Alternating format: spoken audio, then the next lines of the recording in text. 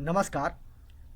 आज का ये वीडियो में हम समझने वाले हैं कि बिहार बोर्ड इंटर एडमिशन को लेकर के काफ़ी सारे बच्चे मैसेज कर रहे हैं कि सर मेरा फर्स्ट मेरिट लिस्ट में नाम आ गया है, बट हमने जो कॉलेज फर्स्ट प्रेफरेंस में डाला हुआ था उस कॉलेज में मेरा एडमिशन नहीं उठाया है और हम दूसरे कॉलेज में एडमिशन कराना चाहते हैं।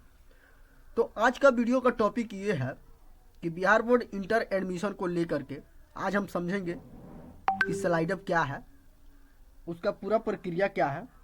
इन तमाम सारी इन्फॉर्मेशन के बारे में आज हम समझेंगे, एडमिशन से लेकर के स्लाइड अप से लेकर के कि कैसे आप लोग एडमिशन करेंगे, कैसे स्लाइड अप लेंगे और फिर कैसे आप लोग दूसरे कॉलेज में आप लोग एडमिशन लेंगे।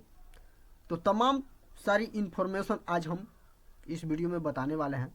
तो बने रहिए वीडियो के अंत तक, और वीडियो पसंद आए तो वीडियो को लाइक करें, हमारे चैनल को सब्सक्राइब करें और इसे ज़्यादा से ज़्यादा शेयर करें, ताकि जो भी बच्चा इस बार इंटर में एडमिशन ले रहे हों या फिर किसी भी गवर्नमेंट रिक्वायरमेंट की फॉर्म फिलअप करना चाहते हो या फिर किसी भी इंफॉर्मेशन के बारे में जानकारी लेना चाहते हो, उनके पास ये वीडियो पहुँचे। और तमाम सारी ऐसे ही छोटी बड़ी इन्फॉर्मेशन हम डेली लाते रहते हैं।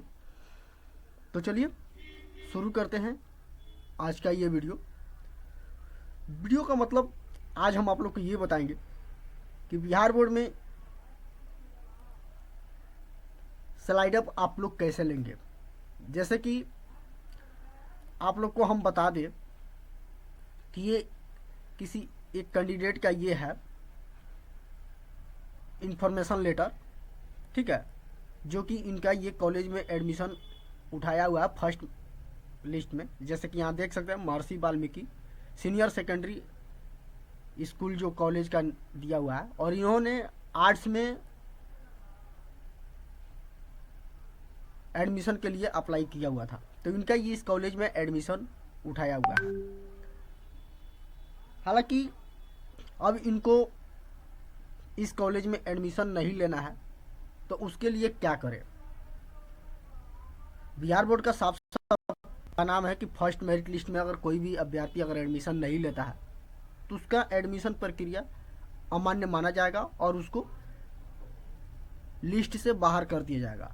तो जब भी एडमिशन का अप्लाई ओपन किया जाएगा उस टाइम फिर अप्लाई करके उन लोग को मौका दिया जाएगा। तो इसके बारे में सबसे पहले अगर हम बात कर लेते हैं कि इस कॉलेज में अगर एडमिशन नहीं लेना है और दूसरे कॉलेज में एडमिशन लेना है तो इनको क्या करना पड़ेगा। तो देखिए, बिहार बोर्ड में बताया गया है कि आवेदक या आवेदिका ओएफएस पोर्टल पर जारी प्रथम सूची फर्स्ट सिलेक्शन लिस्ट को डाउनलोड कर आवंटित इंटर स्तरीय शिक्षण संस्थानों में संपर्क स्थापित कर अपना नामांकन निर्धारित के दौरान अवश्य कराएं। तो इन्होंने बताया हुआ है कि जिनका भी फर्स्ट मेरिट लिस्ट में नाम आया हुआ है वो अपने जिस कॉलेज में उठाया हुआ है उस कॉलेज में जाकर के संपर्क करें और वहाँ पे जो डेट दिया गया वो डेट के अंतर्गत अपना एडमिशन यानी कि नामांकन प्रक्रिया को कराएं।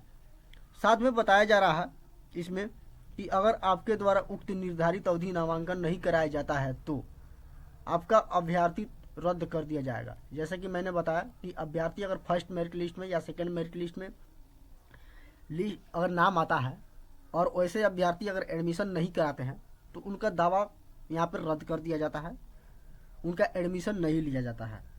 तो उनको लास्ट में जब भी एडमिशन की प्रक्रिया खुलेगी या फिर स्पॉट एडमिशन होगी उस टाइम उन लोगों को मौका मिलेगा एडमिशन कराने के लिए। तो बताया जा रहा है कि यदि आवेदक आवेदिका इस आवंटित शिक्षण संस्था संकाय से संतुष्ट नहीं है और अगर वह आवेदक आवेदिका का चयन किए गए विकल्पों का उस संस्था में नहीं हुआ है तो आवेदक या आवेदिका निर्धारित अवधि के दौरान ओएफएस पोर्टल के वेब पेज पर जाकर के स्लाइड अप ऑप्शन की सहमति दे सकते हैं। जैसे कि मैंने बात किया स्लाइड अप की, तो इन्होंने बताया कि जिस भी अभ्यर्थी को अगर इस स्ट्रीम यानी कि ये जो संकाय है यानी कि आर्ट्स से अगर एडमिशन लेना चाहते हैं और उनको साइंस में लेना है तो वहाँ पे स्लाइड अप का एक ऑप्शन मिलता है जो कि हम बताएंगे आप लोग को। वहाँ पे जाकर के ये अपना चेंज कर सकते हैं। और साथ ही में अगर इनको इस कॉलेज में एडमिशन नहीं लेना है, जैसे कि ये कॉलेज उठाया हुआ है, इस कॉलेज में एडमिशन नहीं लिया, तो उसके लिए भी स्लाइड अप का ऑप्शन मिलता है। उस स्लाइड अप में जा करके आप अपना दावा कर सकते हैं। साथ में बताया जा रहा है कि ताकि द्वितीय चयन सूची में आवेदक द्वारा नामांकन हेतु भरा गया उच्चतर विकल्प हायर परफॉर्मेंस वाले स्थान या संकाय आवंटित करने पर विचार किया जा सकेगा। यानी कि बताया जा रहा है इसमें कि जो भी अभ्यर्थी स्लाइड अप किए होंगे उनको सेकंड लिस्ट जब भी जारी किया जाएगा, उसमें अगर इनका परसेंटेज वगैरह या फिर इनके संकाय की अगर सीट उसमें रहेगी या फिर इनके कैटेगरी के हिसाब से रहेगी, तो इनको परफॉर्मेंस उसमें मिलेगा और उसमें जा कर के वो अपना एडमिशन करा सकते हैं। साथ में बताया जा रहा है कि स्लाइड अप विकल्प तभी मान्य होंगे, वैलिड होगा, जब आवेदक आवेदिका निर्धारित अवधि के दौरान प्रथम सूचना पत्र में आवंटित कंडिका 4 में अंकित शिक्षण संस्था में नामांकन कराया ले हो। यानी कि बताया जा रहा है कि ये इनका स्लाइड अप उसी टाइम होगा जब तक ये डेट इसमें दिया गया है एडमिशन कराने के लिए, प्रथम लिस्ट में एडमिशन कराने के लिए जो डेट निर्धारित किए गया है उस डेट के बीच आवेदक जिस कॉलेज में एडमिशन उठाया उस कॉलेज में जाकर के एडमिशन कराएंगे, उसके बाद ही उनको स्लाइड अप करने का मौका मिलेगा और उनका उसी के आधार पर स्लाइड अप का वैलिड माना जाएगा। तो इसमें ये कैंडिडेट का बताया जा रहा है, जैसे कि आवेदक आवेदिका इस पात्र के बताया जा रहा कि आवेदक आवेदिका के इस पात्र के आवेदक एवं अभ्यर्थित कैंडिडेट रद्द कर दिया जाएगा। यानी कि जो भी आवेदिका अगर एडमिशन नहीं लेते हैं तो उनका ये आवेदन रद्द कर दिया जाएगा। अब स्लाइड अप की प्रक्रिया है कि प्रथम सूची में चयनित आवेदक आवेदिका निर्धारित अवधि के दौरान आवंटित शिक्षण संस्था में नामांकन उपरांत अपने द्वारा भरे गए उच्चतर विकल्प यानी कि हाई परफॉर्मेंस हेतु स्लाइड अप का ऑप्शन की सहमति दे सकते हैं। जैसे कि मैंने बात किया कि जो भी एडमिशन प्रक्रिया ओपन की गई है, इस ओपन प्रक्रिया में एडमिशन कराने के बाद उनको स्लाइड अप करने की प्रक्रिया आगे जारी कर सकते हैं। उसके बाद सेकेंड लिस्ट का वेट करना पड़ेगा, तभी जा करके सेकेंड लिस्ट में अगर स्लाइड अप कर रखे हैं तो उनको सेकेंड लिस्ट में का वेट करना पड़ेगा और सेकेंड लिस्ट में अगर नाम आता है तो उस कॉलेज में जा करके अपना एडमिशन कैंसिल करवाना पड़ेगा और जो मेरिट लिस्ट में नाम आया है वहाँ पे जा करके उनका एडमिशन कराना पड़ेगा।